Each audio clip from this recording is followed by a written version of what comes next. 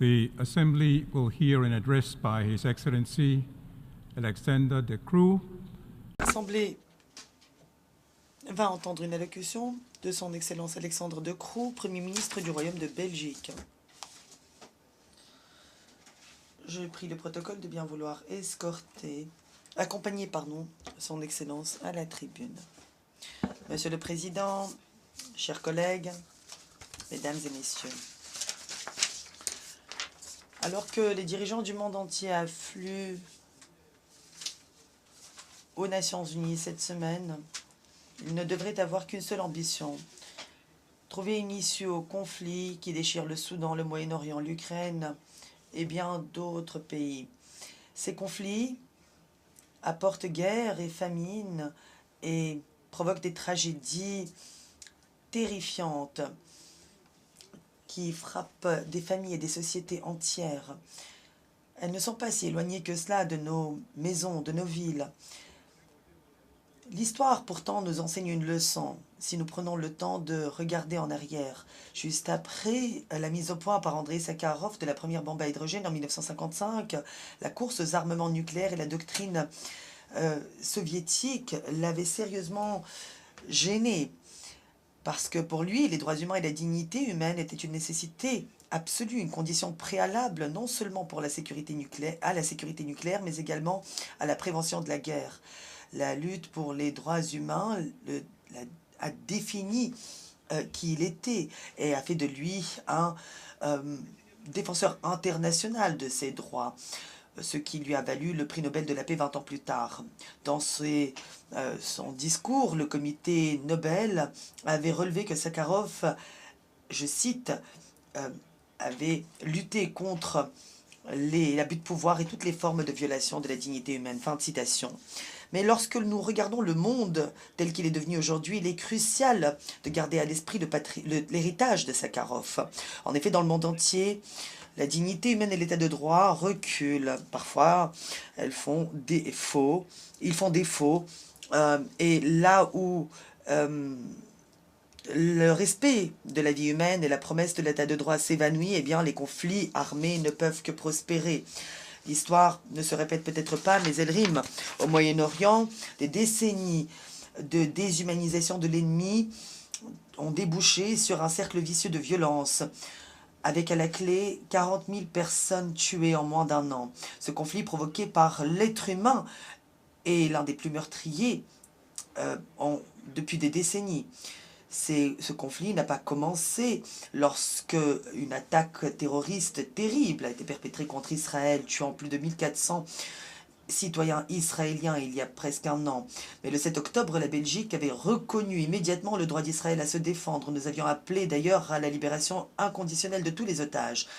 Dès le début de la guerre à Gaza, mon gouvernement avait aussi mis en garde contre le manque de respect du droit international humanitaire des deux côtés et contre les attaques disproportionnées au mépris des vies civiles palestiniennes. Presque un an plus tard, nous devons reconnaître, hélas, que les extrêmes des deux côtés continuent de mener la barque et de donner le ton de ce conflit. Les phalantiques pensent en effet que le pouvoir militaire peut mettre fin à ce conflit. Or, c'est une illusion. Pour arriver à la paix, nous avons besoin d'une véritable feuille de route, de courage politique et non pas de tactique supplémentaire pour rester au pouvoir un jour de plus. Nous appelons donc à un cessez-le-feu immédiat et pérenne, comme nous l'avons fait depuis le début de cette guerre, depuis des mois. Mais cette perspective semble s'éloigner de plus en plus. Les hostilités doivent cesser avant que toute la région ne devienne victime de ces violences. Mais les actions sont plus audibles que les mots. La Belgique a d'ailleurs imposé un embargo sur les armes. Nous n'avons jamais suspendu notre soutien à l'UNRWA ou à d'autres organisations humanitaires. Avec l'Union européenne, nous avons imposé des sanctions à Hamas, certes, mais également aux colons extrémistes et aux organisations de colons extrémistes. Chaque vie innocente perdue à Gaza, chaque otage découvert mort éloigne les perspectives d'une paix future. Aujourd'hui, Gaza est en ruine. Plus de 15 000 personnes ont besoin de prothèses car ils ont perdu des membres. 10 000% de ces victimes sont des enfants. Où est la dignité humaine dans tout cela? Mais il y a encore une issue possible. Je suis convaincu que Cette issue commence par la reconnaissance du droit à exister à la fois d'Israël et de la Palestine, en s'appuyant sur les frontières de 1967. Nous devons travailler avec les dirigeants palestiniens et israéliens qui reconnaissent ces droits et qui s'opposent à la fois à l'antisémitisme et aux sentiments anti-palestiniens. C'est ainsi, et seulement ainsi, que nous pourrons commencer à définir une solution viable, celle reposant sur la solution à deux États. Monsieur le Président, chers collègues, Vladimir Poutine a déclenché une guerre en Europe depuis 2 ans maintenant. Mais la vérité est simple. Seul lui peut mettre fin à l'invasion illégale et non provoquée de l'Ukraine. Il peut le faire immédiatement. Sa folie continue en effet d'avoir des conséquences dévastatrices pour le peuple ukrainien. Un homme à lui seul peut mettre fin au massacre de milliers de civils. Un homme peut mettre fin à cette violence que continuent de subir les Ukrainiens dont l'avenir est en suspens.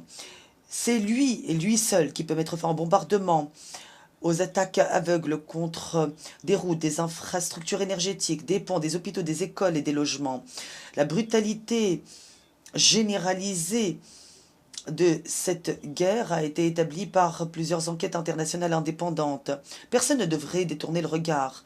Au cours de l'année passée, nous avons, en tant que Belges, grâce à un fonds que nous avons mis en place, dépensé 1,7 milliard d'euros pour du matériel militaire, de l'aide humanitaire et la reconstruction des zones les plus touchées en Ukraine par ce conflit.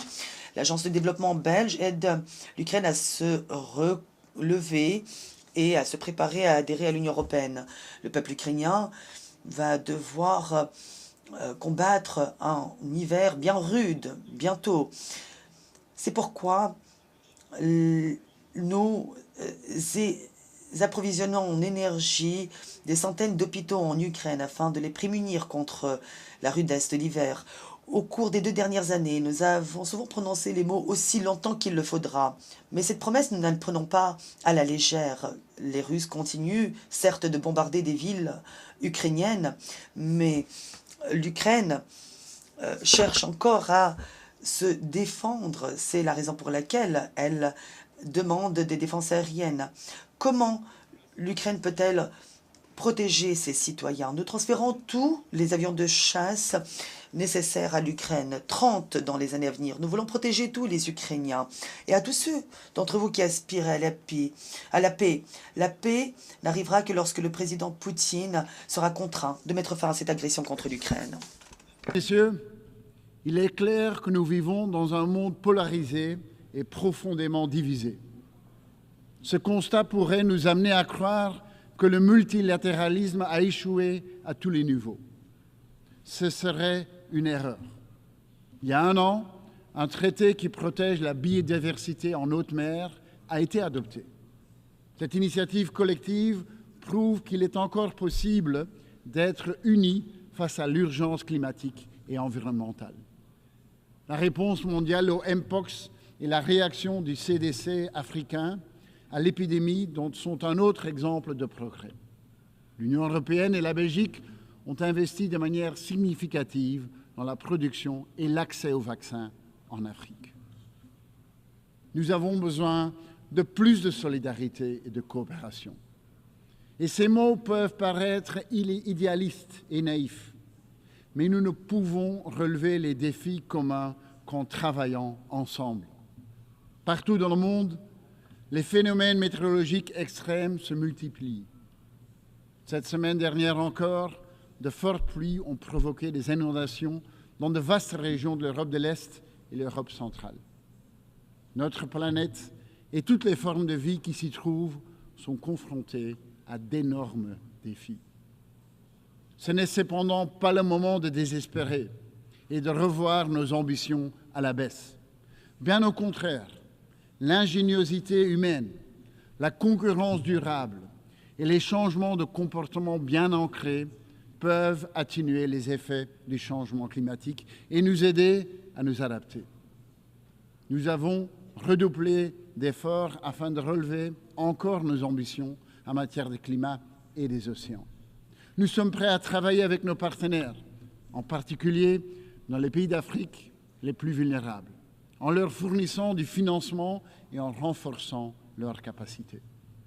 Cet automne, la CAP sur la biodiversité à Cali et la COP sur le climat à Bakou seront à nouveau des moments clés pour l'avenir des populations de la planète.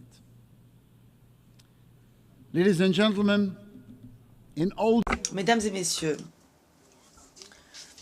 toutes ces années pendant lesquelles on parlait de prévention des conflits, de consolidation de la paix, de maintien de la paix, on a beaucoup parlé. Hélas, cela n'a pas empêché les conflits de devenir plus dangereux, plus meurtriers, plus tenaces, plus nombreux aussi. Le nombre de travailleurs humanitaires tués bat tous les records. Le nombre de réfugiés continue d'augmenter année après année. Notre humanité commune semble être empêtrée dans une crise des plus profondes, ce qui me ramène aux enseignements d'Andrei Sakharov. Lorsque les droits humains et la dignité humaine font défaut, les conflits, ou plutôt la menace des conflits plane sur nous, et ce sont les plus vulnérables qui en payent le prix fort. Un nouveau début, un nouveau chapitre, comme y appelle le pacte de l'avenir, doit donc être ouvert. Et cela commence par un engagement nouveau en faveur de la Charte des Nations Unies, de l'État de droit et du respect de la dignité humaine. Je vous remercie. On behalf of the Assembly, Au nom de l'Assemblée, je remercie le Premier ministre du Royaume du Belgique. Nous venons d'entendre le dernier orateur